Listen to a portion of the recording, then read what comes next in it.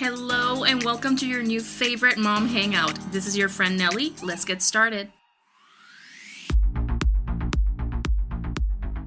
Hello, so happy to have you here. This is episode 2 of In Other Words Motherhood, and today I'm joined by Kari Zimbric. Kari, you can say hi. Hi. Kari and I met on Instagram.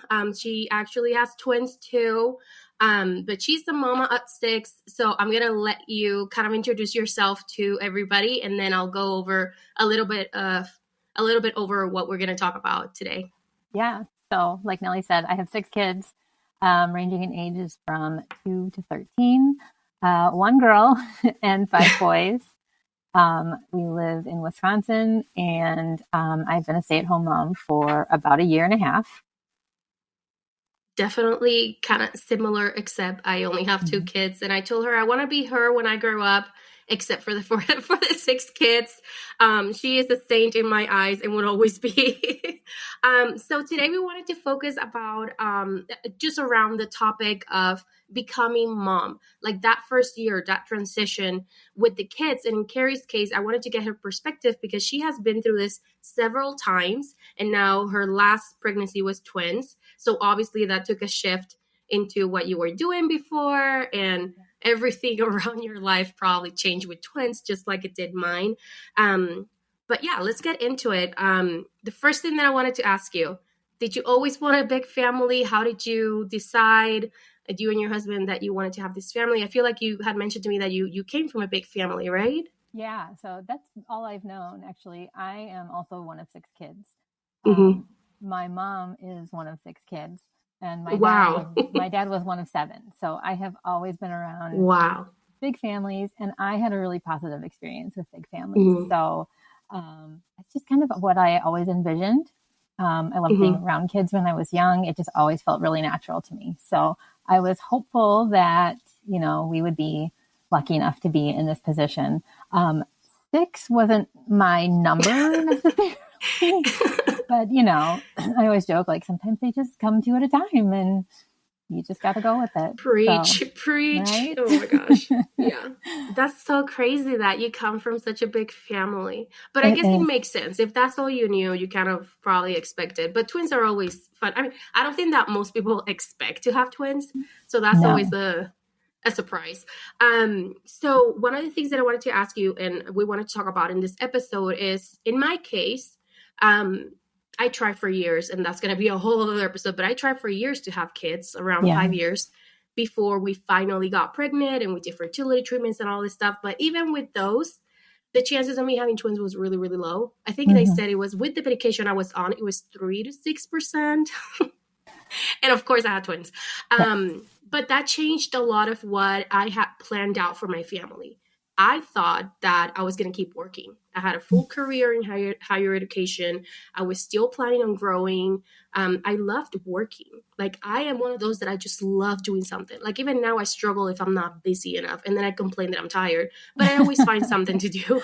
Right. Like, let's make a podcast now. Like, I don't have 2,500 other things to do. But for me, it was a very difficult transition, making that decision to stay at home. I was kind of forced to, because my twins were born premature. I had a very traumatic last month or 2 of my pregnancy. I spent it in the hospital, and I think you had something similar, because I just read something that you wrote the other day, and I think you mentioned that you had something similar happen. But with twins, anything can happen in pregnancy, and I ended up in the hospital at 25 weeks. And I stayed until 33. And that's when they couldn't keep them in anymore. And then they had NICU. It was just not the mother kind of experience that I thought I would have. So going back to work was really helpful for me. Like, I felt like I had, not that my kids were not a purpose, but I felt like I had something for me, a little break to breathe and kind of recuperate. Then my kids got RSV from daycare at like 11 weeks old, and they were preemies. So RSV is like the number one thing that they scare you with in the hospital. They're like, be careful. Your babies do not want to get RSV because it can be very dangerous. And of course, first thing they get from daycare, RSV. And after a few weeks in the hospital and all that, I lost a lot of work. And then we can talk about this part with daycare, because I know you will understand this part, but daycare cost was ridiculous. So we just had to make the decision for me to be a stay-at-home mom.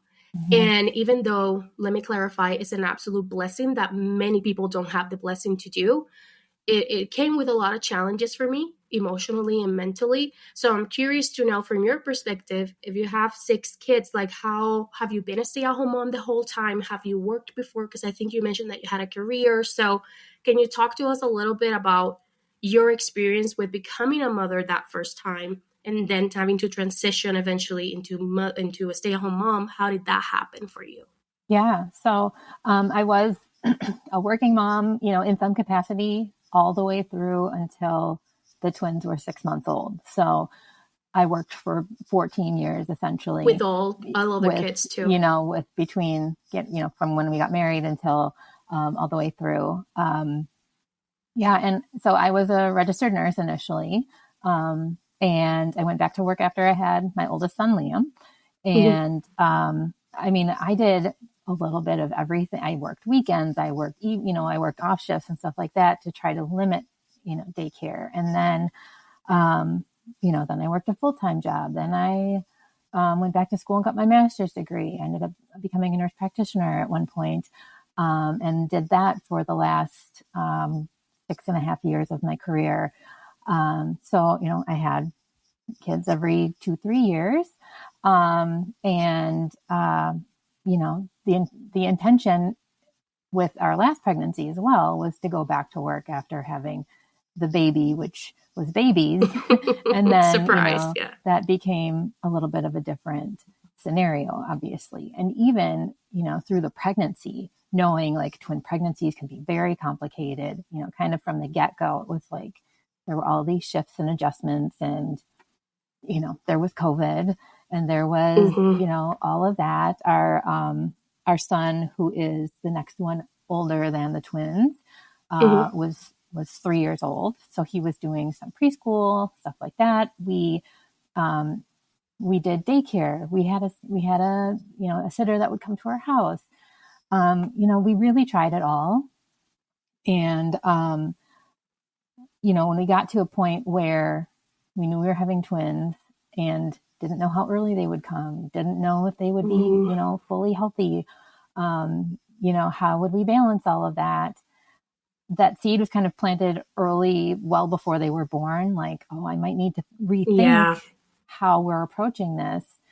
And I did go back to work when they were about 3 months old. I was fortunate. I did stay in the hospital for about a month prior to their birth. I went in at 29 weeks and 6 days. I stayed in the hospital for a little over a month. I actually was able to go home for a week. And you had already 4 kids at this point when you were in the hospital for a month. Yeah. I can't even imagine. Mine was 2 months, but it was only me, my husband, and my dog. Yeah. I cannot even imagine. Yeah. It was December. We missed 2 birthdays and Christmas. And oh my gosh.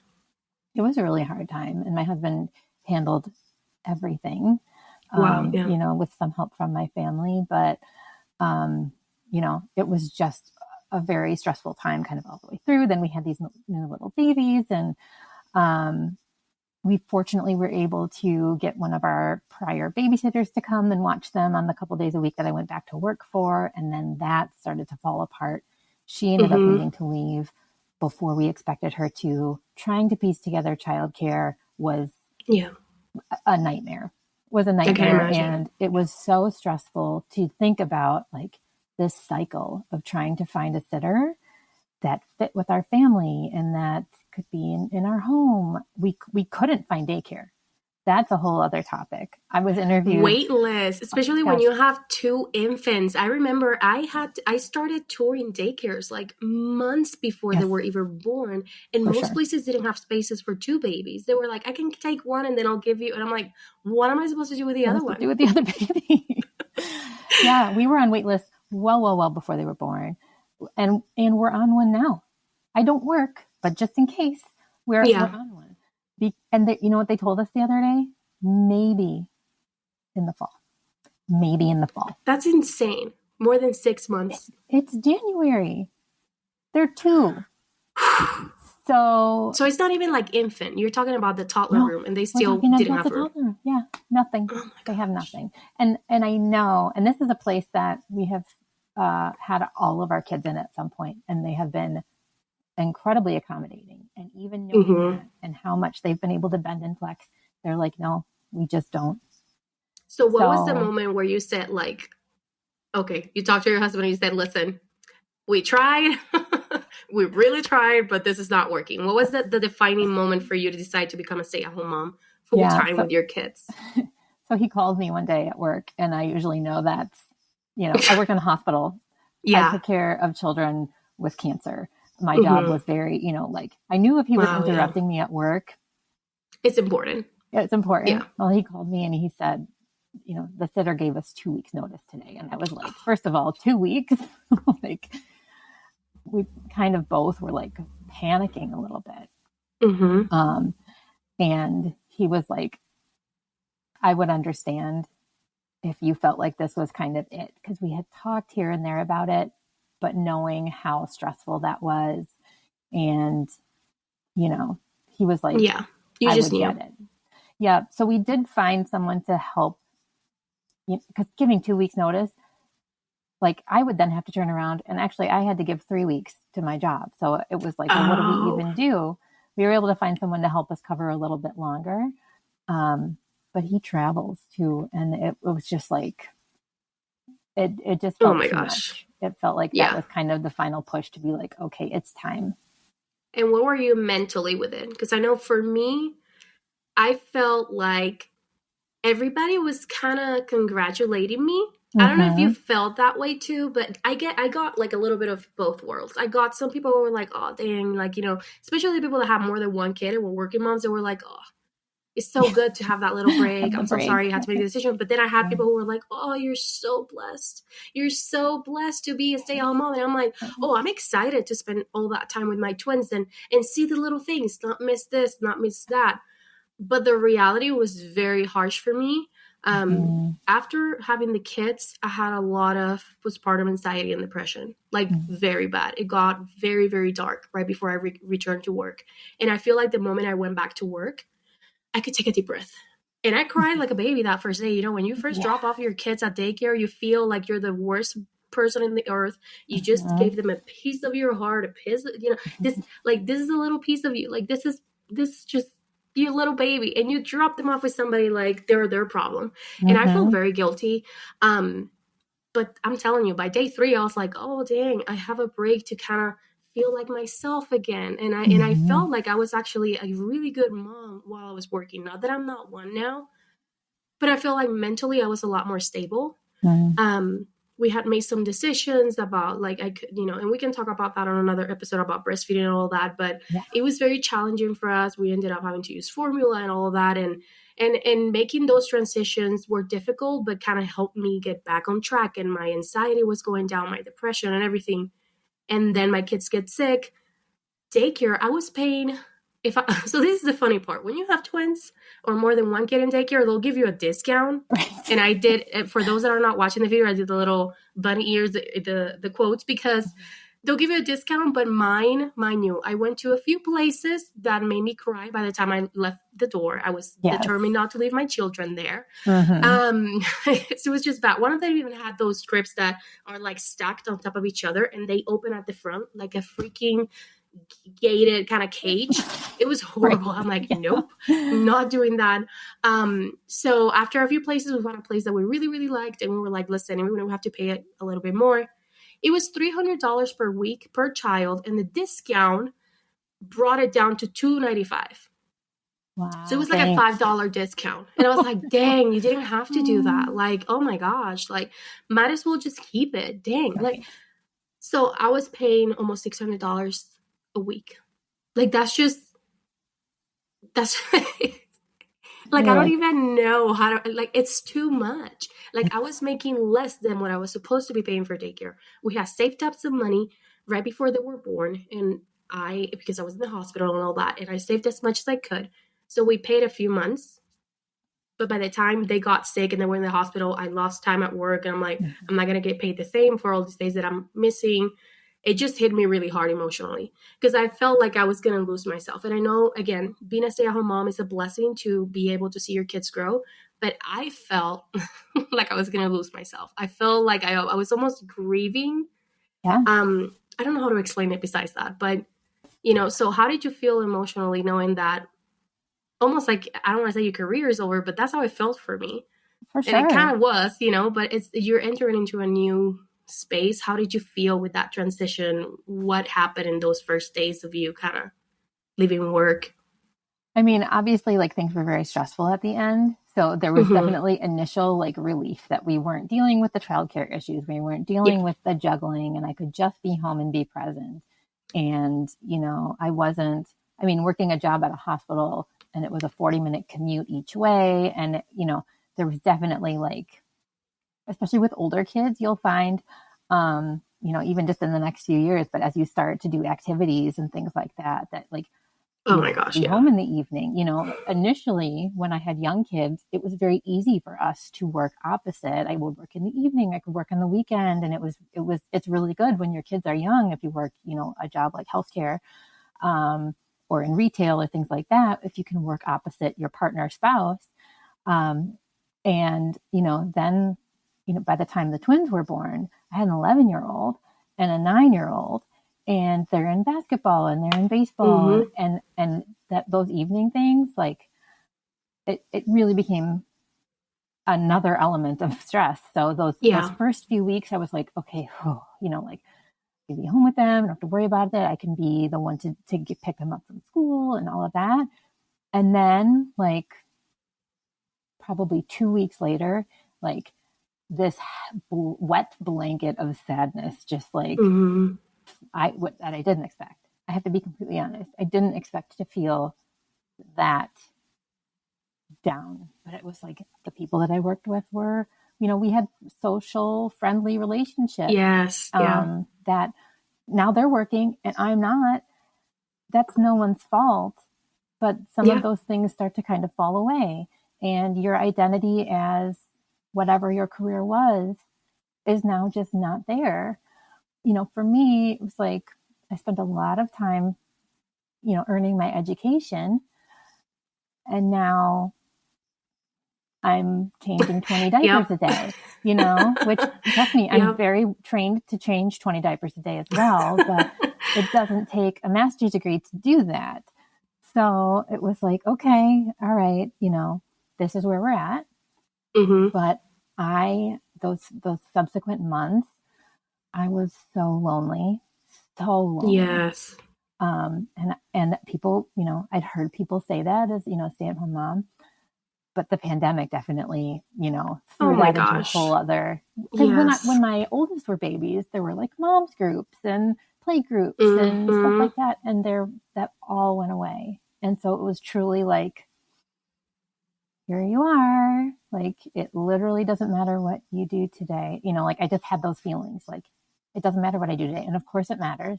Of course I have to raise my children. Of course that matters. But it's a valid outside feeling. These walls, it really felt like nothing I didn't, nothing I did mattered to anyone. And that's a really hard place to be. Yeah. And it's almost like, I feel like, and this is something that we had talked about before, where it's like, I feel like people judge a lot stay-at-home moms whenever they even do the slightest little bit of complaining, because you wanted children. You decided to stay at home. This is a freaking blessing. Like, why are you even complaining? Your children are a blessing. Of course they are. Of course we adore our children. But the reality is that, especially when you leave a career, or even if you didn't have a career before, and let's say that you were married and you were a stay-at-home wife and you had your life, you were still going shopping or you were meeting friends. Like you said, most of my friends were at work, and it was definitely a big transition. Like, what do you do? Like, you lose your contact with the outside world. You really do. And most people will say like, oh, I would do fine at home you would the first 2 or 3 months. And the reality sets in that no one's calling. No one's checking in. When you first have those babies, everybody wants to know about them. Everybody's like, oh, send me pictures. Where's little Everly? Where's little Lucas? How are the twins? How's this? Little Everett, Reed, how are they? Oh, they're so cute. But that's it. The first week, maybe somebody will send you food. But after that, everybody's gone. You know how they say, like, it takes a village to raise kids? Where's the village? And I'm telling you now, and this is a whole probably other conversation too, but like, the village is on social media for us right now. And Absolutely. And for me, as someone who didn't live that life before, who had that outlet, it took me a really long time to be like, no, that's really okay. Like people who get it, and people who don't, but like exactly. when you don't do not have contact with the outside world, like we are each other's village. Like, yes, you're in Utah. Yes, I'm in Wisconsin. Yes, our friends are in Canada, but like we're the only ones who get each other. We talk to each other at like 2 a.m. when everybody else is sleeping. You can't do that in real life because I know you're going to be awake with one of your twins, and I'll be awake with Lucas. And that's right. Like the ability to create connections now is something that I wish I had when the twins were first born. And of course, Instagram was back, back then it was still a thing, but COVID changed everything. It really did. In a good way and a really bad way, because the isolation and the loneliness increased by 1,000. I felt like I didn't matter or existed to anybody. And you couldn't even see no one. So it wasn't really like, I don't know. I just felt like everybody fell into kind of the isolation, and that's fine. But that's when TikTok exploded and Instagram exploded, because people started to look for those connections. And I'm telling you now, 90% of the people that I talk to now that I consider really good friends, I've met online. And I never thought I would say that. I was one of those that I was like, internet? No. Let's talk face to face. This generation. And now I make my life off of the internet, because it also allows me to do other things besides be sitting in an office and finding ways to make an income and make connections and things like that I never thought were possible. And I honestly think that having that connection with people like you online helped me get out of that funk that I was in. I created my page originally because Everly needed eye surgery. She had her eyes crossed. What is it? Strabismus or something. So I decided to go GoFundMe, and I'm like, the only way this is going to work if I start, doing this online, because that's where people are doing this. And it was like right in the middle of COVID and all that. So I decided to open a page, and it's been almost 2 years. And I'm telling you, my perspective on it has completely changed. And you're absolutely right. My village is online, because people in the 70s and in the 60s and 100 years ago, maybe they had a village. But right now, with how our life, just simply works and how fast-paced everything is, nobody has time to check up on, everybody else. And it was a harsh reality for me. One of the things that kind of like made me so sad in the beginning was that I almost felt like nobody told me. And that's going to sound bad, but I'm like, no one told me this was this freaking hard. Because everybody kind of makes motherhood sound like this glorious, amazing thing. And again, absolutely is. Those babies, I will kill somebody for them. Like those little tiny people, they're my people. Like they're a part of my soul. I adore them. They're the best thing that has ever happened to me. On the other flip side of that, this is just craziness. And I wish I knew that postpartum depression was a thing. I wish I knew that being lonely as a stay-at-home mom was a thing, that the pressure of society was a thing, that everything you did was going to be wrong to your parents and people who are older than you. Everything that you do is wrong to them. So it's like I just felt like I wasn't prepared. I don't think anybody can be, but I said, no, I'm going to make this page. I'm going to connect with people, and I'm going to share our stories so that we can make others feel like, listen, you're not alone. It's okay. We were all shocked, probably. I haven't met one person that said, oh, motherhood was exactly what I expected. No. Was motherhood what you expected? Literally have never heard anyone say yes. But gosh. I think our generation, and granted, I'm on the very much older end of our generation, but I think our generation is actually changing that because we are becoming less afraid of saying, I love this, and it's really hard. Because it can be both. It is both. And I think people always thought that they weren't allowed to say, this is hard. I'm having a bad day. I didn't realize how exhausting this is going to be. I don't feel like I can do this some days, but I do. because there was always this like, you're ungrateful and Yes, you know, yeah. like you chose this. How you know, dare like you said. complain? Yeah. Or I get, well, you know, you're the one that chose to have so many kids, and it's like, yes, I did, and I love them, and I would do literally anything for them, and I love this, and it's okay. the hardest thing I have ever done, and it takes every single ounce of me to do it. And there are days where I go to bed at night and I don't know how I'm going to get up and do it again the next day, but I do. It's that hard. People need to hear that. People need to hear that now. Other moms need to hear each other say, I am struggling. Absolutely. And people who are thinking about having children need to know going into it, you are going to be exhausted, not tired. You're going to be exhausted. A zombie. Yeah. Yes. There is a chance that you are going to run into this problem and that problem. And you are never going to have a moment where you're not thinking about them. Never. And people say that, oh, you know, like as your kids grow up, you'll never stop worrying about them. No, you'll never stop thinking about them. There's 24/7. Whether it's worrying about them, whether it's planning something, whether it's like, oh my gosh, did I pack the extra clothes? Do we have a birthday party gift for, you know, so-and-so's friend this weekend? What time is baseball practice? You literally don't ever stop thinking about them. And you don't. And to be honest, that is the hardest part of motherhood for me, is the mental load of it. Absolutely. You know? Like, no one talks about being that. tired, being tired sucks. Absolutely. But that's also why Lucy and I, and this is something that I want to ask you, and I'll ask you in a second, but for us, a lot of people ask, like, what was the hardest age, or what is the hardest age for you? For us, obviously having newborn twins, I cannot even begin to explain to people without twins. I just say to them, was having a newborn difficult? Oh yeah, it was the hardest thing. And I'm like, multiply that by 2. No, imagine having multiply it by 2. Sorry if there's a noise in the background. My husband is opening something in the living room. This is real life. You'll get noises in the background. It's fine. We don't have a studio yet. This is just my room with the famous shower curtain. We'll have a whole podcast about the shower curtain that I use as my background. So if you're not watching, you have to watch it on YouTube. This is my bed. I know we have your I'm sitting on the beautiful floor in my bedspread as the background. But this is the thing, like for us, like of course having twins is really hard as a newborn. And I was exhausted.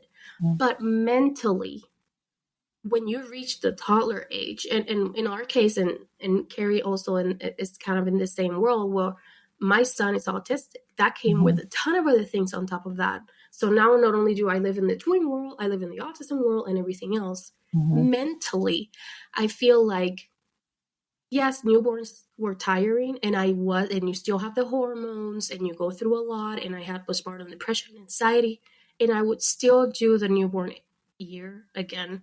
And I know that sounds kind of weird maybe, but I would do that again instead of the transition into toddlerhood. Because I feel like the mental load that comes with it is a lot. My kids just started preschool, and now I'm like you said, it's not only the regular concerns. Now I go to bed thinking like, oh my gosh, do I have everything ready in their backpacks for tomorrow? Do I have this? Do I have that? The teacher sent an email. I have like 3 calendars, and I still cannot keep up with Spirit Week. You know, like I just can't. Oh my gosh. I feel like it's so much that goes on our shoulders. And that's also why, like, full-time working moms, I don't know how you'll do it, because even being a stay-at-home mom is very overwhelming. I cannot even imagine if you had a full-time job and you have to keep track of, like, it's crazy hair day, so we have to wake up 40 minutes earlier to do my girl's hair. Like, there's so much that we do every day that we take care of that I just don't know that there's any way to prepare you for that. But it's good to talk about it, because I had no idea what it entitled. I just saw the family pictures of people, and I'm like, oh, they have that beautiful baby. And I told my husband, like, I want something that is half yours, half me, like, you know, have you, have me, like, it's gonna be so cute, and I want that. I have so much love to give, and don't get me wrong, I adore my kids, but it takes so much more than love. It's such a big decision to become a parent, and it's not that I took it lightly, but I heard the other day, especially when it comes to infertility, and we'll have a whole episode about infertility, but when it comes down to it, it's like, it's not the same as not wanting something and somebody telling you cannot have it.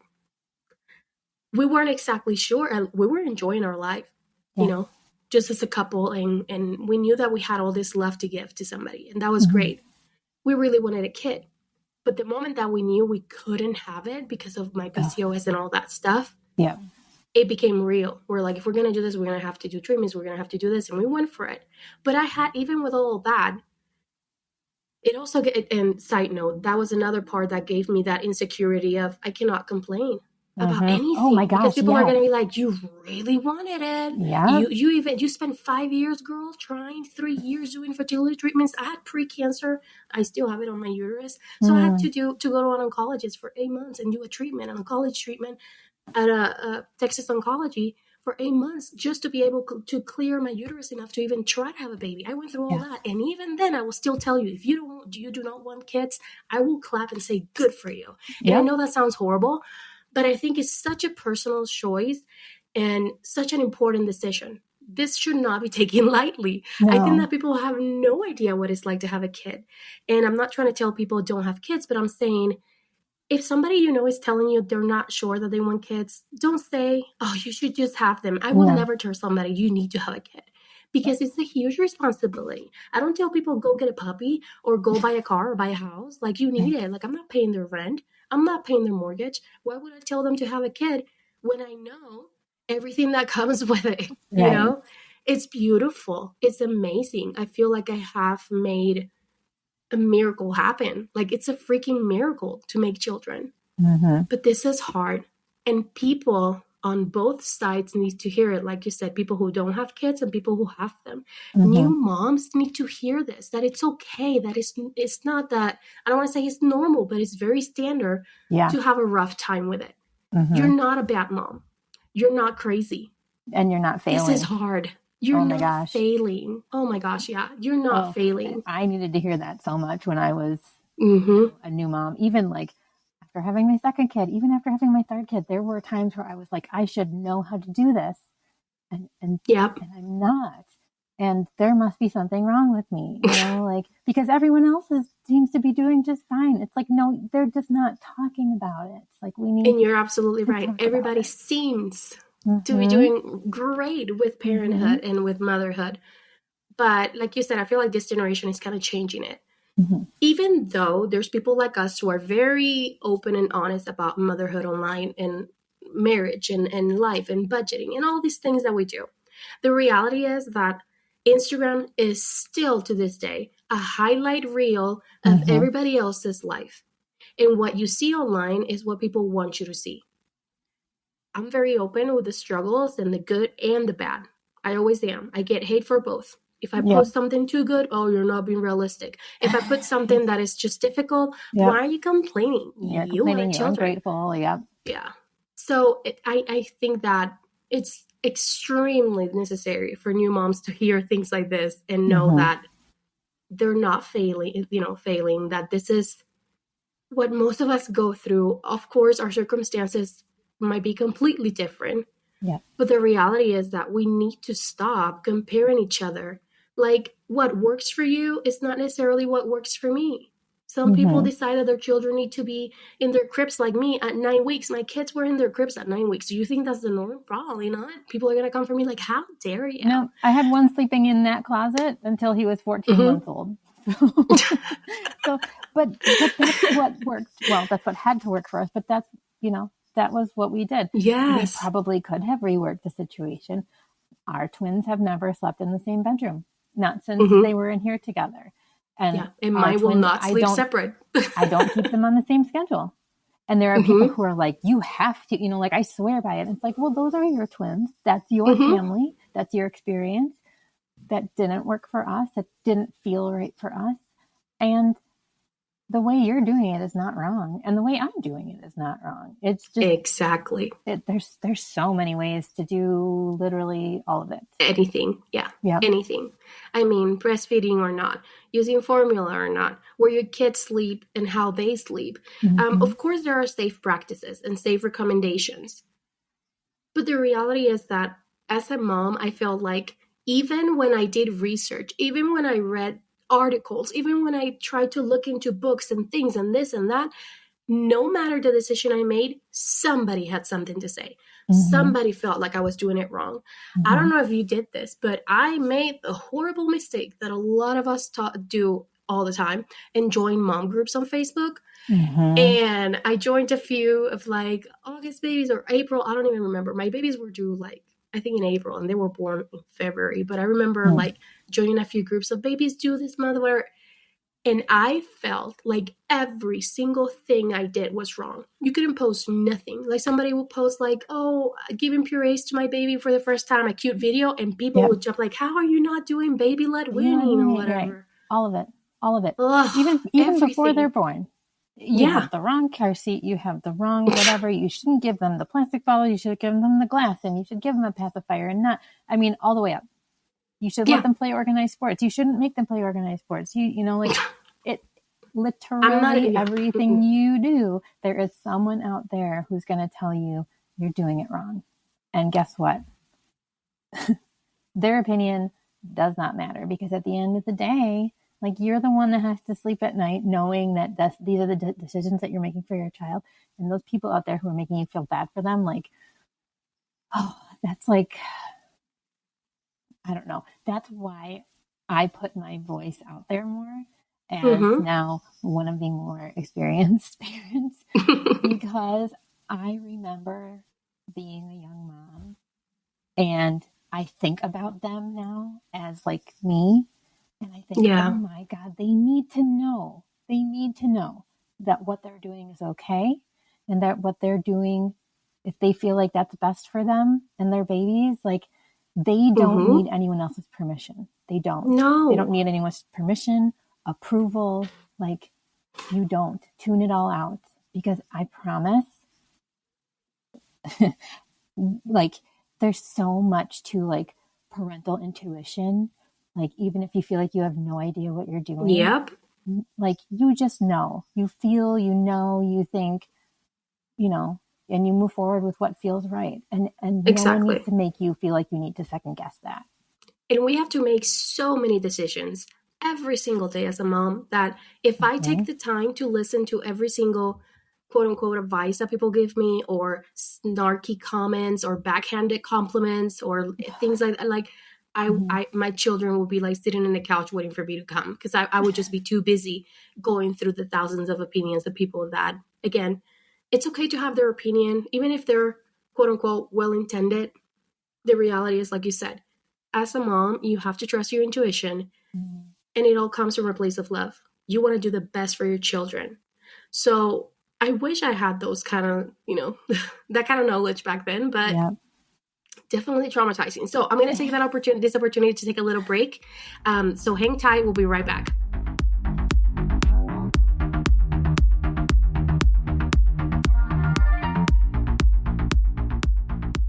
Okay, so we're back. And one of the things that I wanted to ask you about, because as we were talking about, we both left careers. So that means you go from a 2-income family to 1. And that was one of the roughest transitions. I know we talked a little bit about the emotional side of things, and, you know, everything that goes with it for us as moms, the transition into stay-at-home mom. But what we haven't talked about is the effect that it has on your family's budget in your pocket.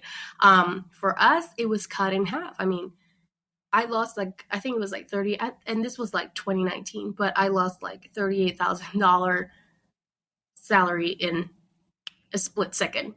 And that hurt. I mean, and it was very difficult. So we had to make some really tough decisions and figure things out, especially with the additional cost of kids, because that's something that I wanted to bring a few little fun facts that I found online.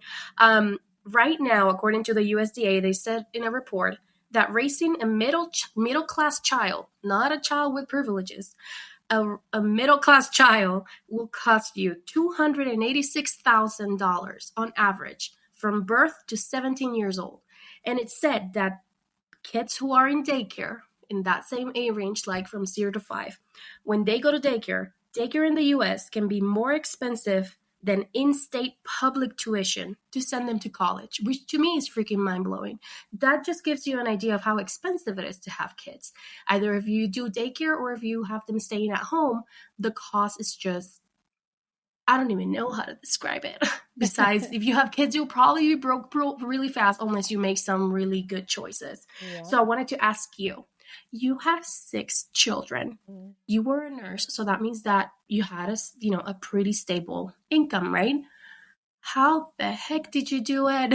Do you have some tips? I know that you're very frugal like us. Yeah. So tell me, give us some wisdom, please. How do you guys manage 6 kids with one income? Yeah, it's a lot. I mean, there were definitely things that we even started planning for and considering before we knew that I would not be working entirely. Things like I had student loans from my graduate degree, and we busted ourselves to pay those off entirely. It took us a while, as we kind of worked our way through those early years with our kids. But it's probably been 3 years ago now, maybe, that we were like, all right, we have to do this because like there may be this, and this coming up. And then boom, twins. then we find out we're having twins. Well, and when you think about having twins, that's 2 of everything, right? Well, twins were our 5 and 6. Okay. So having 5 kids and having 6 kids is actually significantly different when it comes to what car you drive and how many bedrooms you have. Oh my gosh. And, yes. it was a lot. It was a lot. How big is your kitchen table? And granted, there were a number of things that we didn't have to make adjustments for, but just knowing and anticipating that there were going to be things like that, we started thinking ahead. And there are definitely things that we have had to make adjustments to, along the way as well, especially since we went from 2 full-time incomes to a full-time and a part-time income to one income. Things like, not having a bunch of subscriptions to TV streaming, and I buy almost everything for the kids secondhand, or we get hand-me-downs. Like we are not above any of that, Yeah. And I have no problem with it. And I think it has taught my kids the value of things as well. Where I am so mindful now of where our money goes. How much do we spend on groceries? How can we save that way? And I've gotten very creative with stuff like that, between shopping sales and using coupons and rebate apps and, all kinds of things that way. So that our kids, can still participate in activities. Yeah.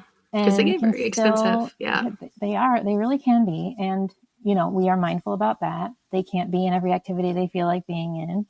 But I also don't want them to feel like they are missing out on things that they want to do and try. So my husband and I have definitely changed the way that we live. We don't vacation frequently. We don't go out to dinner. Ever. I think we've been out to and dinner not just one probably time because of money. Yeah. I mean, with truly, the kids too. You have 6 kids. It's hard. We will order food. Can you imagine taking a family of 8 out to dinner? It's ridiculous, wild. Probably. Yeah. So we will, we'll order takeout for the kids or for ourselves, but then we aren't going to a restaurant, whatever. So all those kinds of things that I think people think, if that's the lifestyle they want to live, more power to them. I love going out to eat. I love going on vacation. However, that's where some of the stuff needs to be kind of shaved off the budget. Our cars are used. They have been paid off for years. We do not, our cars are 10 years old. And we keep them running. My husband does all the maintenance on our cars. We don't have somebody that cleans our house. All of those extra things that people do that kind of adds up, we aren't able to do. And that's fine. That's where we're at. Yeah. And that's the thing is like, I asked you because, for me, like, I feel like I have asked you before on Instagram, I'm like, wait, did you do like a rebate thing? And you would send me like, oh, use this app or use this another one. And if you guys want to know some of the stuff that we do, we talk about it on our Instagram all the time. We'll probably talk about it the day after the podcast comes out, just so you guys get some of the information. But we both do a lot of rebate stuff and apps that really helped us because and I wanted to talk about this because like the research that I brought, like 286,000 per kid. You have 6 kids. I try not to think about it in that. It's a lot. I'm like, I don't want to like, but it's a lot. And it's, it's one of the reasons why I feel like, it was a really drastic change for us to have kids, but that was another thing that I didn't think about, because I remember saying out loud to somebody, like at work, I said to them, I'm sure we'll be fine. Because they were telling me about, how much they were spending on this, and like their kid had to go to the doctor, and I'm like, God, like that sounds like a lot. And they're like, yeah, it's a lot of transition. I'm like, I'm sure we'll be fine because we're doing fine now. And it's only going to be like 200. At that point, I thought it was going to be like $180, $200 a week for daycare, which was double that for each kid. And again, I only thought I was having one. So I said, it will be fine. We'll figure it out. My salary is enough because right now, Luis paid most of the bills. I paid some, but I'm like, it will be fine. And then you're hit with the reality of like, you have no idea how much this is going to be.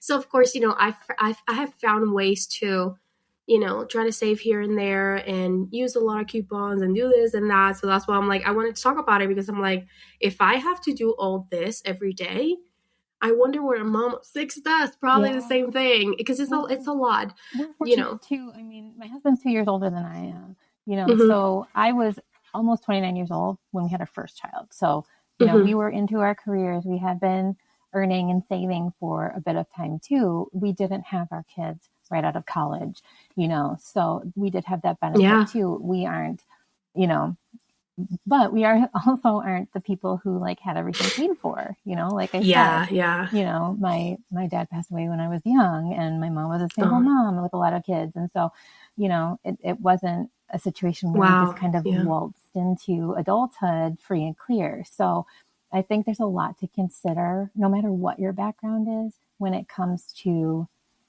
how your budget changes when you have kids, particularly when your income then changes. And that's why I wanted to talk about it because we just don't, you cannot know all these things ahead of time, but if at least we can give them a heads up of what's coming. So I'm like, when we took our little break, I was talking to Kari about it because I'm like, should we talk about this? Because I feel like a lot of these topics are very taboo for people. Like they don't want to talk. We don't talk about money. We don't talk about anxiety. We don't talk about depression. We don't talk about the hard part of motherhood. It's all butterflies and rainbows online. And the reality is that, like we said earlier, I wish I could hear some of this stuff ahead of time, like knowing to prepare for those kinds of things. And like you said, some people are very blessed to come from, I don't know, families with money, or they were taught how to save. We came from families that didn't, we didn't have any of that. And for us, like I'm Puerto Rican. So for us culturally, where we come from, it wasn't really something that we even talked about. We saw that our mothers had a hard time being a mom and things like that, if the days got difficult, and we both came from very humble families, but we had no idea what was coming. And I wish I had a little bit of knowledge of it before I became a mom. But the reality is that as much as we're trying to tell you and give you a heads up of things, a lot of this whole becoming a mom thing is a lot of intuition and a lot of going with the flow a lot of the time. I'm I don't want to say controlling, but I like having control of my life. It gives me some sense of comfort. It may be trauma, I don't know.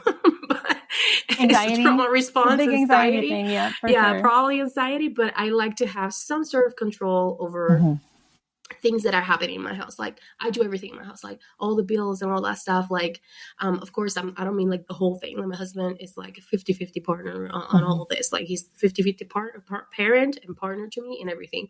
But I mean, like I want to know where our money's going. I want to know, I have the calendars, I have everything, and it gives me some comfort.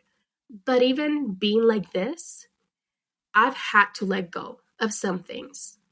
I've had to be smarter about money, smarter about the decisions that we make as a family. But I've had to let go of a lot of the expectations that I had on myself. So as we're talking about budgeting and all of that, if you're in a situation, to the people that are listening, where you're like, well, I can't save money, or I can't do that, I totally get it. The reason why we're talking about this topic specifically, so that you know that you're not the only one. going into motherhood, especially if you're becoming a stay-at-home mom, or if you're a working mom and then you have to transition, or even if you're a full-time working mom or not, you know how much pressure we have every day.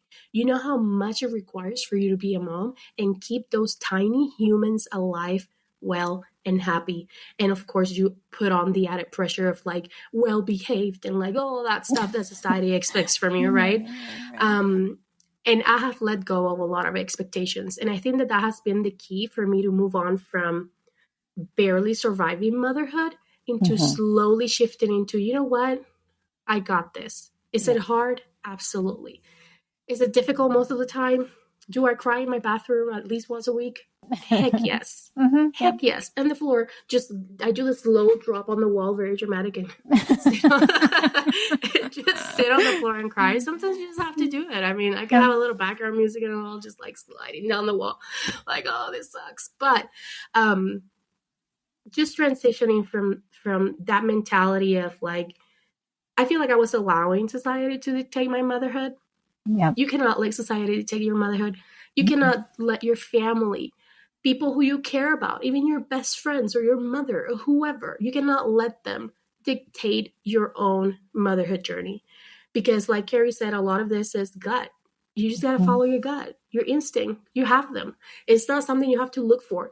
Even if when your kid is born, you may not necessarily feel that connection instantly, and you might be like, what is wrong with me?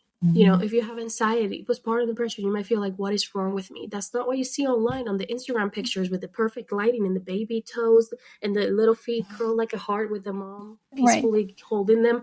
Yeah. That's not reality all the time. Some people have great experiences with motherhood the first year. Some people get anxiety. Some people get depression. Some people come from money and they don't have to worry about it. Others like us have to work 3 times as hard to get enough to go by, right? Yeah. But what I hope that people take from this, and I have a few questions for Kari on this, and she will kind of give you her perspective on this. But from my side, what I want you to know is that you have to, and take this with a grain of salt. I hate saying you have to, because you do what you want. But from my perspective, I had to let go of expectations. I had to let go of not only societies and my parents and everybody else. I had to let go of their expectations. I had to let go of my own. In my head, I had created an idea of what I would be like as a mom, what I should be doing, how my kids would act, like things that now I look back and I'm like, you cannot control that. There are so many variables in your life when you become a mom. You cannot control everything. And I had to let go of the expectations. Like, I remember thinking, like, you know what looks really, really cool? When people dress their kids only with neutral colors. It's so beautiful and aesthetic. I am never buying character shirts, right? Right. No, you're going to look at their closet. Right. Yeah. Right. Hand-me-downs. I love the neutral aesthetic. I love it's so aspirational. Beautiful. But you know what? Somebody's boogers are going to be on your shirt, and somebody's going to spill ketchup on it in like 2.5 seconds. And, you know, like, and maybe your kids will only wear purple because that's just what they love. You know, that's what they love. And if that's what keeps the peace, keeps them happy, then, you know, then you're just going to have to say goodbye to beige for a while. And that's fine. That's fine. There's like this, I can't think of like the quote or the whatever, but like what always sticks in my mind is, you know, at the time in my life where I was like the greatest mother ever was before I had kids. You know, like I had all these ideas of like perfection. I worked at a gym. I was so judgy. I just didn't get it. I was like, no, it's not that hard. You just drop your kids off at the gym daycare and you go work out. And then I had a baby and I was like, I can't leave him. And I couldn't do. Oh my gosh. I was like, it's not that hard. Like, how can they not do this? You have to change your expectations. You just don't get it. Yeah, I remember. And the person that I said this to, she's probably listening. And if you are, you're going to know exactly who you are. You're going to be like, yes, finally. I was at work. And remember, part of this was that I couldn't have babies for the longest time. So I had my dog, which is sleeping behind the shower curtain / background for the podcast. And I remember saying to her, oh my gosh, having a puppy is so hard. It's like the hardest thing. Like, I can't imagine. Like, I mean, it's like having a baby. And she had like a 2-month-old. And she looked at me like this. Like, I could see her eye twitching because she was just coming back from maternity leave.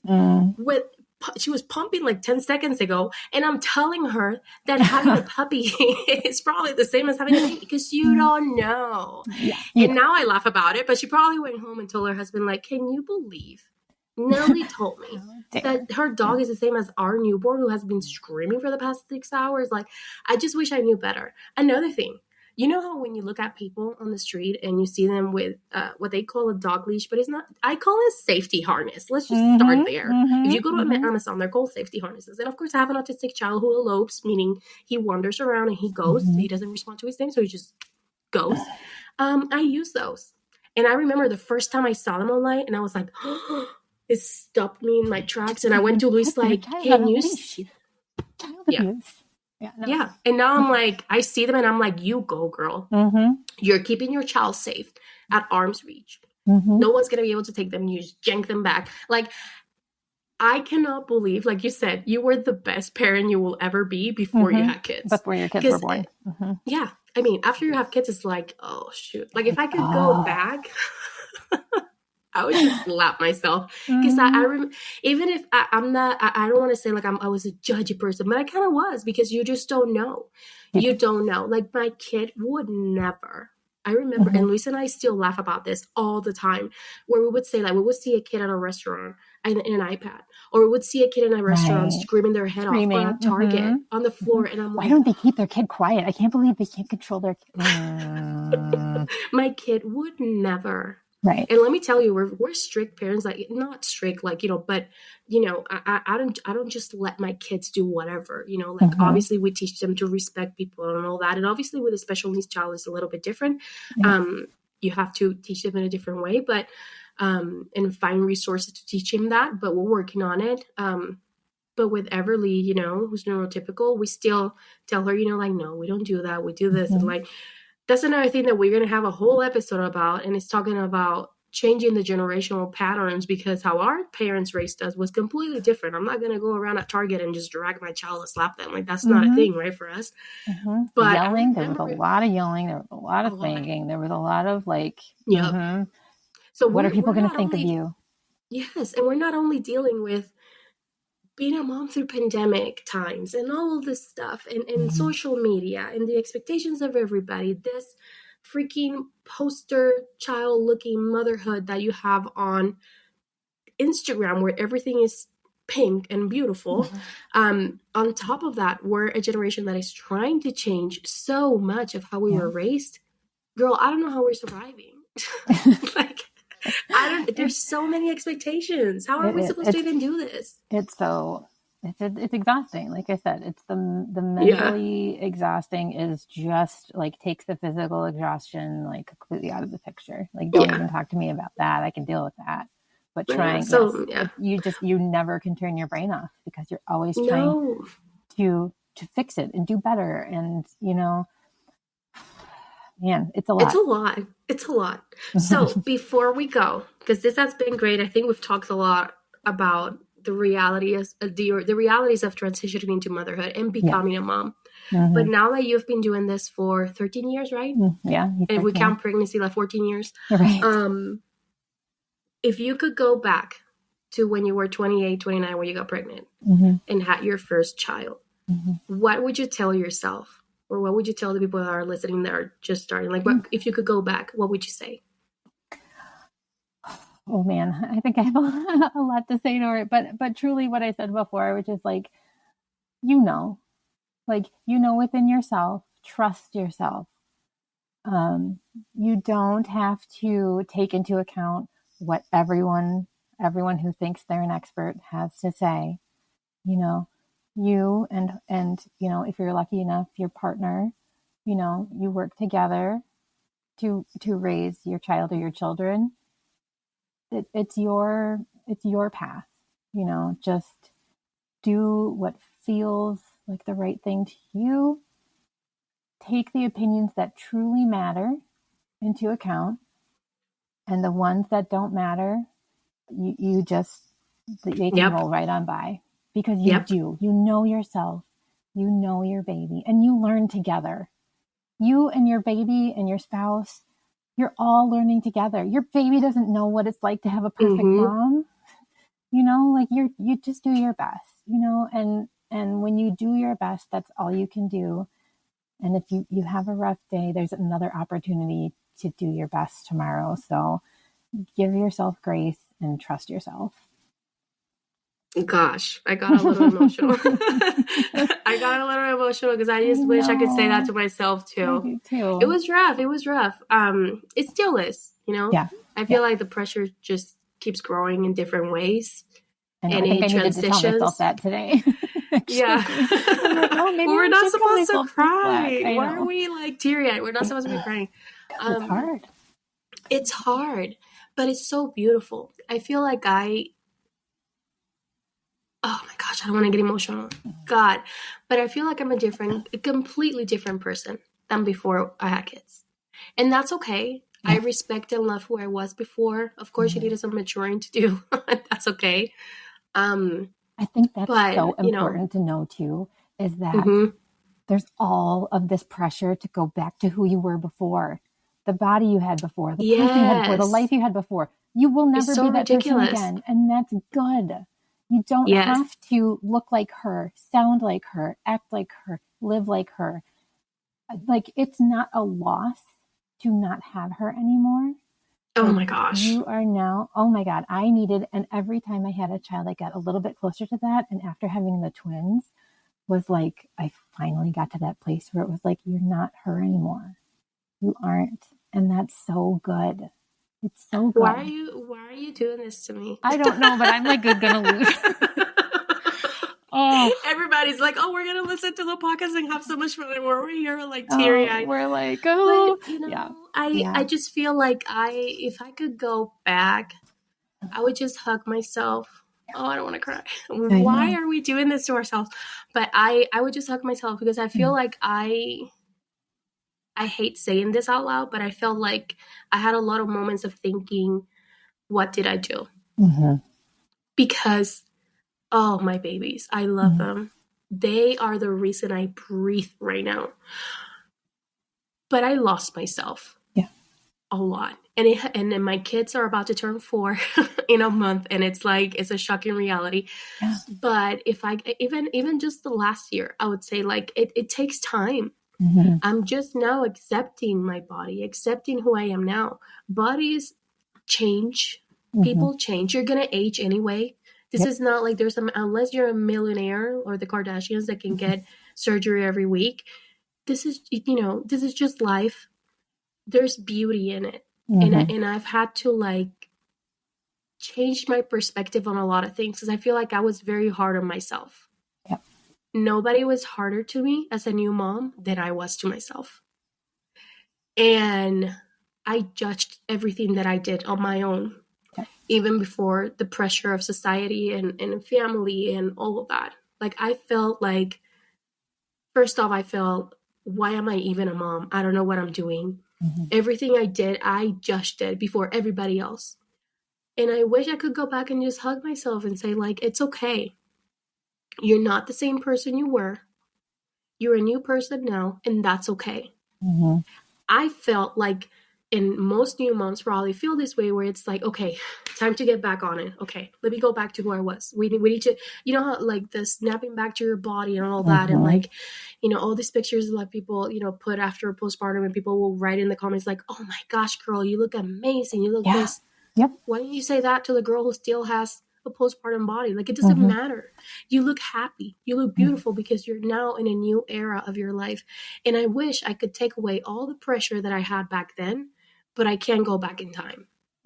But the hope is that sharing all this stuff can at least make new moms or moms that are out there listening know that we're all in this together. And like Kari said earlier, we may not have the traditional village, but we have each other.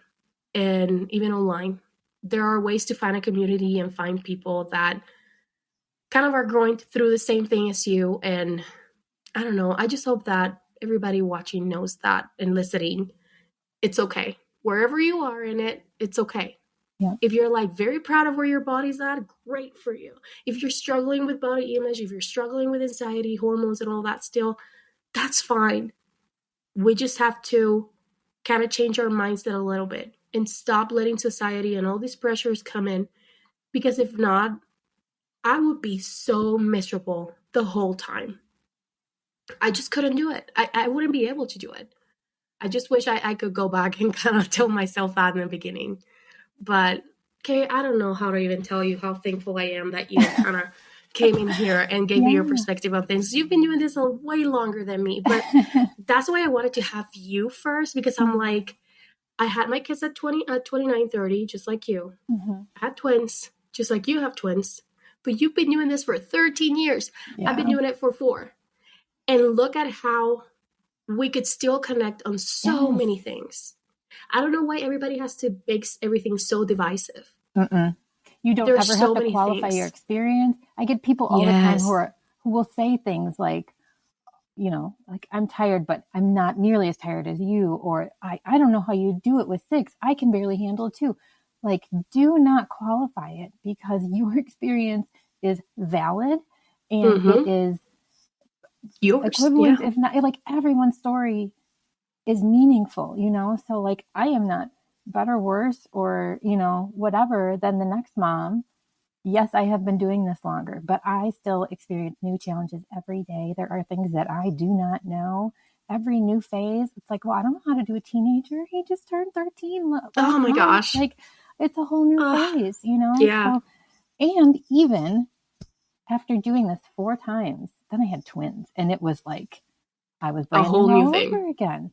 Yeah. So, you know, neither of us is, you know, good, bad, or indifferent. Like, we are experiencing motherhood, and we have so much in common that, like, you know, we can relate. Yeah. And that's what I hope from the podcast, that people can take something from it. And if people listening or watching, if you can take one thing from this, it's like Kari said, your experience is valid. Your feelings are valid. And I remember somebody online, oh my gosh, I can't remember who it was. I used to watch her on YouTube, and I think she's from Utah. I think her name is Nelli, and she was going through a really rough time because she also has PCOS and went through fertility. And she said on one of her videos, she said that she got some hate because she said something, that she was sad about something. And they were like, "You're privileged, you have this, you can't complain." And she said, just because my sad is not sadder than yours, just because my experience is not as bad as yours, doesn't mean that it's easy. Doesn't mean that my sad is not as valid because yours is bigger, because your tragedy is bigger, because your issues and your circumstances are harder. My feelings are valid. And her saying it, I remember thinking like, dang, like I catch myself doing that all the time. And one thing that I mentioned the other day on my Instagram was that even with autism, a lot of people would be like, "Oh, you're a superwoman. I don't know how you do it." And I'm like, listen, if you had an autistic child, you would still do it. You deal with what you're given in life, and you do it with love, and you do what you have to do. You have 6 kids, I have 2, and I said, that's enough for me. For you, but that's enough for me, and that's okay. You decided that you wanted a big family, that's okay. But we're still going to have things in common. We're still going to go through similar things. And even if some days life is harder for you or life is harder for me, we always have to know that whatever you're going through, it is valid. You don't have to compare your life to anybody else's to validate it. Nothing that is going in your life, even if it's smaller than what I'm going through or what Kari may be going through, it doesn't mean that it doesn't have any value.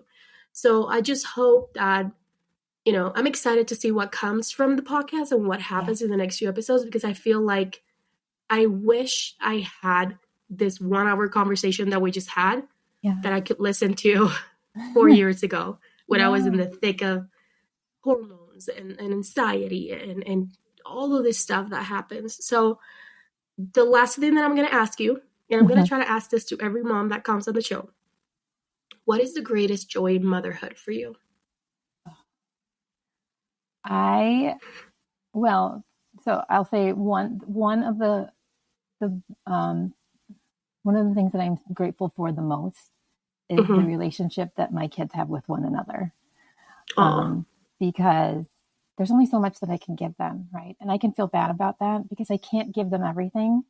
Mm-hmm. But what we have given them is each other, and it is the most amazing thing to watch and to experience. It makes all of the hardness, all of the difficulty, all of the challenges and the exhaustion worth it times a million. It's just, I'm so grateful that they have each other. I can deal with everything else. I don't want any more kids. I don't want any more kids. No, and you're making it sound so beautiful, though. Okay, no. Like, and if people have decided that they are one and done, good for them. Like they have a different thing. I love that though. I love that.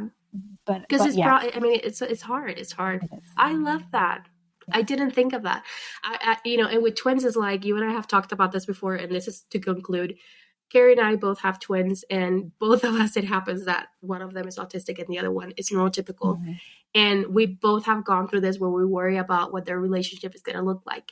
Yeah. And you saying that, I just instantly thought of them, and I'm like, they do have it. They have their unique relationship, but they have each other no matter what. And I'm like, I remember thinking, and like you said, we're very blessed because I remember thinking when we went through the whole infertility thing, I could only have one because I mean, in my pregnancy it was so hard and everything, but it took me 5 years. How long was it going to take me to have another? And I remember feeling this pressure of like, I hate even thinking about it. I was terrified, but I said, if I only have one, I need to have another one right after. Yeah. And after having my kids and all that, and I love that you're mentioning their connection. I feel very blessed that I had twins because I don't know that I would have been able to have more. Mm-hmm. And I love thinking of their connection. But like you said, obviously, if you have one child, I can only imagine how much more connection they may have directly with their mom or other family members, just like, Yeah. It's just, I feel like it's beautiful just to think about how different all of our journeys are. Even if you have one child or have two or have six, there's so much beauty in it. And I need to remind myself the days that I'm, sliding down the wall with like the rain and like, the melodramatic music in the background and my husband at the door, like, are you okay? I need to remind myself for those days of moments like this where I'm like, okay, this is just beautiful, Yep. Why do we cry so much? We get to connect with one another on this, like, I know, weird, like there's so many dissimilarities between you and I, but like there's this common experience that we have. We have completely opposite lives, and at the same time, we have found something to connect with. Yeah, and I love that. Yeah. So, Kari, I cannot tell you thank you enough. Yeah. I am so happy. I have learned so much from you, and I hope that the audience did too. I think it's very important to open up and be honest about the joys and also the hard times. I wish that I had heard our conversations today 4 years ago. And I hope that if anything helps one of you listening to this, to feel like you're not alone. And that's the purpose of this podcast and bringing guests like Kari. I don't want them to feel alone. And also, Kari, if you want to share your tags and your tagline or your name for Instagram and TikTok, she has a TikTok account and an Instagram account, and she is amazing. And you probably fell in love with her already. So, Kari, if you want to give them your information. Yeah, I'm just, hey, it's Kari. And I'm on both Instagram and TikTok. It's the same tagline. Hey, it's Kari. So, and I truly love connecting with people, and it really has been very therapeutic for me to do, especially again, since leaving, the workforce and becoming a stay-at-home mom. So, and I really do, my number one thing is just validating other moms. So, if you would love to follow along, I would love to have you, and please reach out. I truly do. That individual connection is so important. So, I talk about having 6 kids. I talk about having twins. I talk about having an autistic son. I talk about kind of just, I don't have a niche. I'm just me. So I love that. I don't have a niche. I'm just me. Yeah. That should be the goal for everybody. We should just be yourselves. No, but if you have the time, go online to Instagram and TikTok. Hey, it's Kari. I will have links for everything for her online. I hope you guys had a great time listening. I cannot wait to connect with you and on the next episode. So go follow me on Instagram and TikTok. For the podcast is In Other Words Motherhood. And then we also have a YouTube channel. I'll put all the links on the bottom of the description for the podcast and the YouTube video. And again, I cannot wait to keep bringing different episodes and different guests for you. This is going to be very special, and I think we can all grow from this. So thank you for being here. I love you all, and we will see you next week. Bye.